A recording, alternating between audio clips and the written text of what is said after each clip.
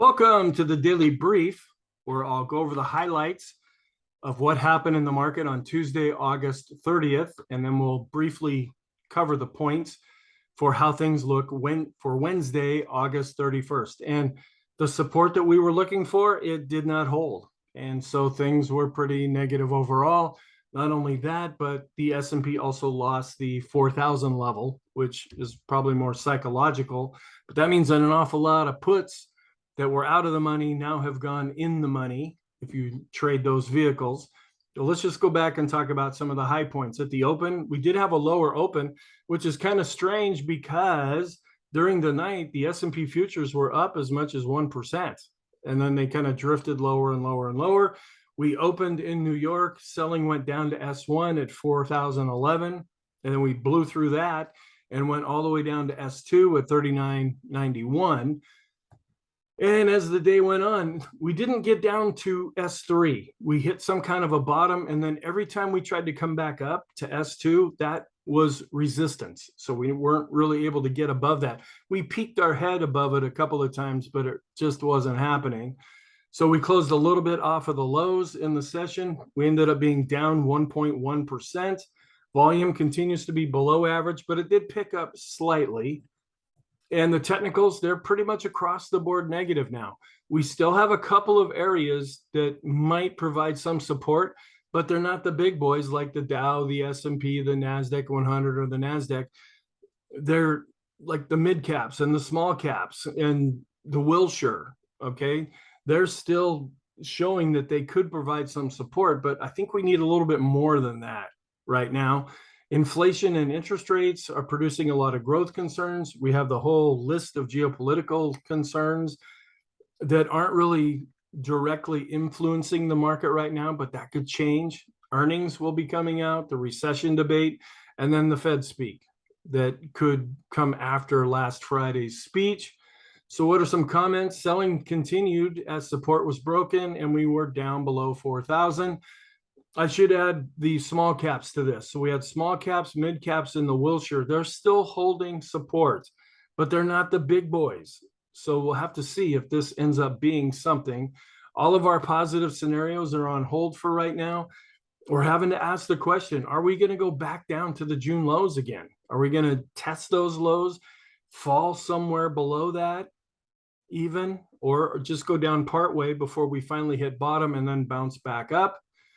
The 10 to the 2 and the 10 to the 5, those yield curves still remain inverted, and interest rates, the dollar and oil still have a pretty strong inverse correlation. And this is part of the concern that I'm seeing right now is even with the declines that we've seen, sentiment is still neutral. We're at 49 right now. We need people to freak out, and they're just not doing so, at least in their actions in the markets. So that could suggest that maybe there's more downside potential. But when it's right in the middle, that means there might be some upside potential too. But we're not seeing that in our charts. We did have consumer confidence, which came in at 103.2. It's actually higher than they expected at 97.4. And this was the first increase in 4 months. Just to give you an idea, a year ago, it was at 115.2. So people aren't as happy now as they were then. We still have almost 11.25 million jobs available. We don't really know the quality of these jobs, but there's still lots of jobs out there.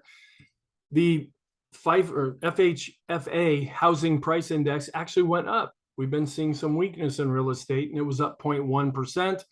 The S&P Case-Shiller home price index, it was up. Housing prices still continue to go up. It was up 18.6%, a little bit lower than expected. They thought it would be up about 19%. We have a negative trend now with the red line on top, but it is weakening since the ADX is declining.